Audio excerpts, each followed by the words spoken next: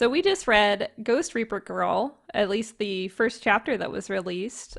This is a new manga published in Shonen Jump by Akisa Saike, who's the author of Rosario Vampire. I'm a pretty big Rosario Vampire fan. Like, would you consider yourself a Rosario Vampire fan? Yeah, I have my gripes with parts of it. I hate how the main character just does high kicks in all of her action scenes, and you can tell from this that she does great action scenes. The author does great action scenes, but for some reason it's so boring with the main character. But I did enjoy it. I never finished it, but I liked it. I think that you never got to season 2, right? Like the latter half of the series. Yeah, no. I think the story was really cool. I even liked the main character a lot, even though he was kind of like he started off wimpy and then he turns like less wimpy or whatever. You gotta read season 2 because he that's when he goes through his full like I am an action hero transformation. Yeah, but my feelings towards Rosario Vampire were always kind of at the beginning of the series. I thought it was just kind of like a front of the mill kind of like harem series, kind of funny but not really, kind of endearing but not really. But then after a few volumes in, like I just was completely sold on the series, and now I feel like I am a big fan of the series. I love Rosario Vampire. Yeah. It does surprise you because the genre is not necessarily something that I would proudly say that I like enjoy. Yeah, the slice of life battle harems, right? Yeah. But I do like it more than I would think I would. It feels sad to say that about a series. Like, yeah, it was surprisingly good. I have no shame. It's pretty good. But Ghost Reaper Girl really seems to build off of some of the stuff that I really liked in Rosario Vampire. So, what happens in Ghost Reaper Girl? Yeah, I'll read a little synopsis for you. On the night where ghosts break free from the abyss, struggling actress Chloe Love is auditioning to escape her current role as late night zombie slashing heroine. During the audition, she's attacked by ghosts looking at her body as the perfect vessel. She escapes and teams up with Kai Iode, a gentleman ghost reaper with a pervy side who can possess her body to give her the power to fight back against the swarm of ghosts. Yeah. And where this chapter starts out is the scene of all of the ghosts being released from this afterworld. Yeah, those silly Ghostbuster ghosts. They do look like a modified Slimer. Slimer, but cuter, kinda. The color pages are so cool. It's absolutely beautiful. I'm pretty sure it's watercolor with some really interesting techniques because you can almost see the splatter of the paint drying from applying a lot of paint and then letting it dry. Honestly, the whole art in this is masterful, and there's a few really standout parts, which are, to me, the color pages and then some of the action scenes later in this chapter. But after kind of like that color page, you have the cover page, which is a painted illustration. You can even see the texture of the canvas on it, and again, it's just beautiful. Yeah, some sort of acrylic paint. The two main characters look absolutely gorgeous, and I just love the color, the lighting. Again, those goofy ghosts in the background. And after that, we open up to the first scene, which is this audition where Chloe's auditioning for a role and you're introduced to her character.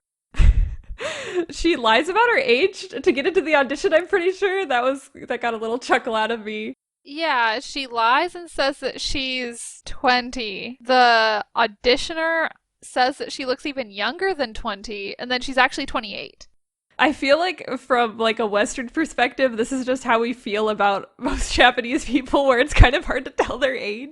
Right? To me personally, she just looks like she could be a 28-year-old Japanese woman. I don't get younger than 20 vibe from her. And the scene goes from this goofy back and forth between her and the guy who's auditioning her to this scene where he starts attacking her, and it's kind of transitioned to the supernatural aspect of the series, right? Where a ghost is possessing the manager or the producer that's interviewing her, and the ghost is trying to attack her to take over her body. And it has this vibe to it where I feel like the series is kind of taking seriously its premise about being about like an aging actress, where this is actually a scenario that actresses have to face. It's like the classic casting couch scenario, which it's definitely been brought to attention in recent years with the Me Too movement. I mean, I love the humor that's brought to the scene where she's like screaming, "No means no!" And like when she finally gets out, she says something about how sexual harassment is ripe within the industry or something like that. So I really like her. I don't know if it was totally supposed to be comedic in the context when she's yelling it, but it seems funny when you're reading it. Well, that's good because if this series is going to be anything like Rosario Vampire, it does get serious, but it's supposed to keep this kind of like bright, poppy, cool, supernatural fighting aspect to it. And I feel like they did balance this inclusion of kind of like an actual serious real life issue in this fun, poppy comic. Yeah.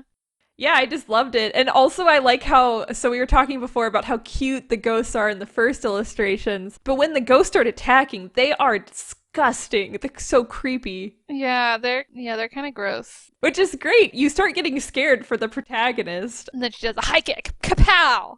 The guy likes kicks. What can you do about it?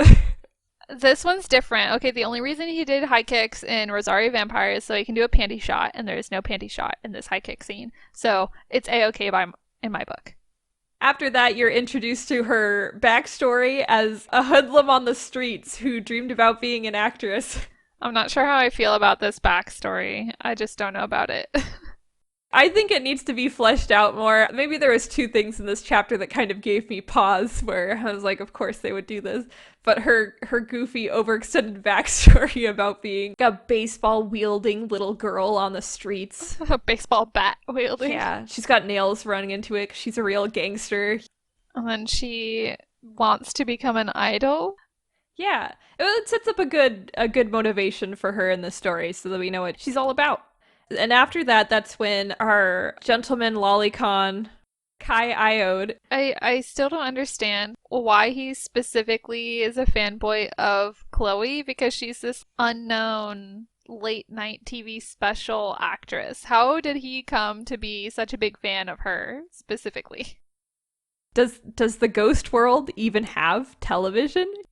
How's he watching this late night slasher film from hell? Kai Iode really reminds me of Light Yagami a lot. He does. He even kind of strikes that godlike pose that you would see in a lot of cover art for Death Note. Yeah, like immediately when I see him, I'm like, oh, it's Light. The girl kind of looks like Misa too. I'm feeling like this comparison runs deeper than we thought. Yeah, wait, what the heck? She's wearing that kind of outfit that Misa would wear as well. This isn't a bad comparison. I'm not saying that he copied it or anything. It's just kind of funny. Uh-huh. Well, anyways, eventually this transitions into... Well, he introduces himself to her as a super fan, but he just far where she just starts getting weirded out and just runs away from him at a certain point. Which I like that about this character. Again, I like the way that they are depicting her as kind of can take care of herself, you know? Like, obviously, this supernatural situation is beyond her capabilities, but she's not just going to be pushed around, which is good. I forgot. The ghosts are actually really creepy. When they try to, like, go inside your mouth or when they try to go inside your body with their little ghosty roots. Again, it's pulling to this idea of sexual assault where they're trying to get inside of her, you know, they're trying to violate her. Go inside my body. Yeah, I know. Then the moral of the story ends up being this weird thing about consent, where Kai's the handsome gentleman ghost who asks for permission to possess her body, as opposed to the horde of ghosts that is attacking her. Little corny and straightforward, but, you know. Although, like, what a weird scene. Why is she crying? What's so emotional about this scene? Why does she have tears in her eyes? Why was that necessary? It's just a little bit too emotion too soon. There are so many really, really cool drawings, though. I like him going through the subway roof. And also that fight scene is super cool. I want the series to be mega super popular. Because you want to see it animated. I want to see it animated so badly. I want to see this adult chain magical girl transformation. Where he fades through the chains. It's so cool. Yes, the panels where he fades into the chains, you're so right. And the author's techniques are so great. You can tell that he's layering these 3D images of chains onto his drawing, but they just blend in so perfectly to his illustrations. What a cool drawing. I love it. You can just see his eyes. It's such a cool picture, actually. Yeah, and then she just goes into complete battle mode, and then the Scythe character is revealed. Uh-huh. Oh, I see the Kaya's little scythe is so cute. He reminds me of the paperclip guy. The Microsoft Paperclip guy. So cute. Little scythe guy. I wonder if I can find one of those. I do like the googly eyes. Especially because, again, it's setting up that contrast of him being so cool but so lame simultaneously. What a waste of such a handsome guy. All the Scythe phases are just classic.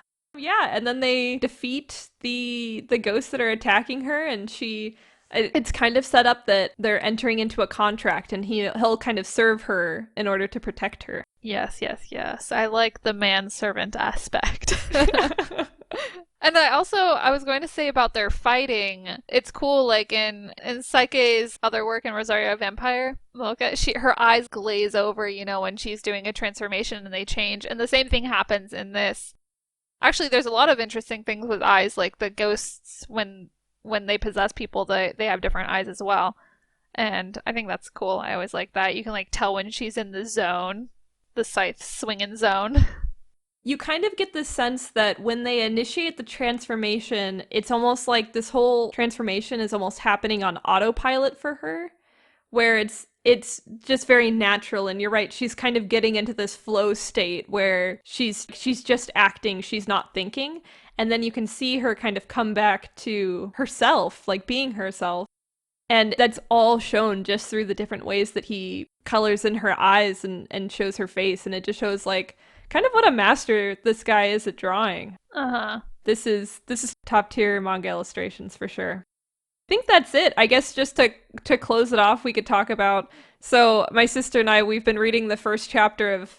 Well, I feel like we started off by just saying the first chapter of every currently running Shonen Jump manga. Now I just want it to be the first chapter of every Shonen Jump manga that we can find. I just want to keep on going. That we're interested in.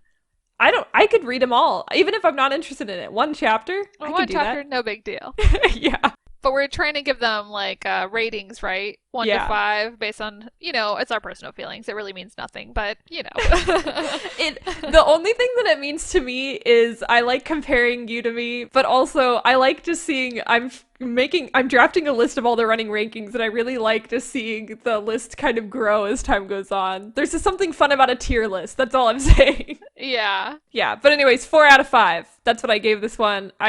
I really, really like Ghost Reaper Girl, and I'm very excited to see. Especially, I want to see the other girls. I know there's other girls. I want to see them. Yeah, mentioning that makes me a bit more excited. And obviously there has to be other Ghost Reapers and other Ghost Reaper girls, right? There's a whole Ghost Reaper organization. Yeah, I'm excited to see what happens more in this series. That makes me more excited. Overall, I'd say it's a 3 out of 5 for me, just because it's not really my thing. It's not my cup of tea. Seeing a bit more of it, I would read more. I feel like this is probably mirroring our impressions of Rosario Vampire. I would also give Rosario Vampire a 4 out of 5, and you would probably give it a 3 out of 5 for what you read, right? No, I liked Rosario Vampire from what I remember. Okay. The story-wise, I really don't like Mocha, I guess, as a character, but I like the main guy. Inner Mocha or Outer Mocha? They're technically 2 characters. I guess I like the white-haired one more than the regular one. She's the one that does the kicks. She's the one that you have the complaint against. I know, I think that's lame, but, I guess I like her more as a character. I don't like her fighting style, I don't know. And it happens too often. That's all. I just thought that he was limiting himself, because obviously he can do more. And then he chose to just do. You gotta read season 2. That's all I'm saying. You gotta read season 2. Okay, all right. I'll go back and read it, because now it's reading this more than wanting to go ahead and reading the next chapter. I want to go back and read Rosario Vampire. So maybe I'll do that instead. 3 out of 5.